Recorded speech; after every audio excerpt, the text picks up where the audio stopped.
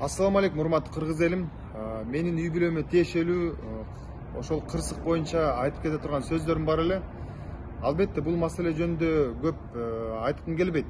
Бирок акыркы убакта көп резонанс жүрүп жатат. Ошол кылмышкердин ошол шектүү баланын апасы ар качакта интервью берип жатат, резонанс жүрүп жатат. Элдерде дагы ар кандай ой пикирлер жүрүп жатат. Ошолго мен да өзүмдүн жоомду айткым келип турат. Албетте ар бир эненин ыйлаганын каалабаймын. Эжеге дагы менин боорум ооруп жатат. Бирок мен азыр ал баланы күнөөлүү же болбосо башканы күнөөлүү деп айткандан баш тартамын. Укугум да жок. Себеп дегенде аны азырынча тергөө жүрүп жатат. Соттун чечими чыккандан кийин гана биз маалымат алып, өз пикирибизди сиздерге айта алабыз. Ал эми ошол жабык баракчаларга кирип алып, Мирбек Атабеков ошол күнөөсүз бараны карматып, аны мен кармагансып, апасын ыйлатып жатат деген да сөздөр болуп жатат. Урматтуу бир туугандар, андай сөздөрдөн алыс бололу.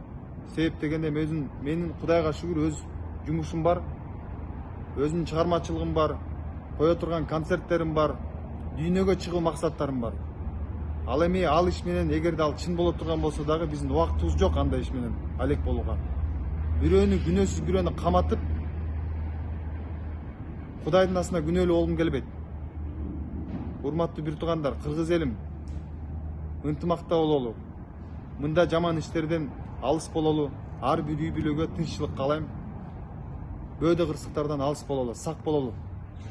Ал эми айрым бир туугандарыбыз зекет берсең мындай иштер болбойт эле деп айтат. Албетте, мен мындай кылмышты, мындай кырсыкты ар бир үй бүлөгө каалабаймын, мындайдан алыс бололу.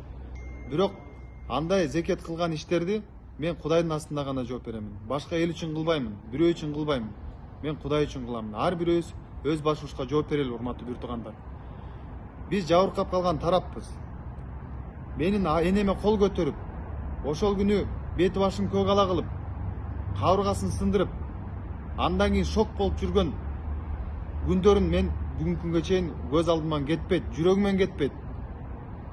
Мейли үйдөн акчаларды алып кетсин, алтындарды алып кетсин. Энеме эмне кол көтөрүшөт? 60 жаштагы апага эмнеге кол көтөрүшөт? Ошол кылмыш кылган адамдар толук кандуу жооп бериш керек.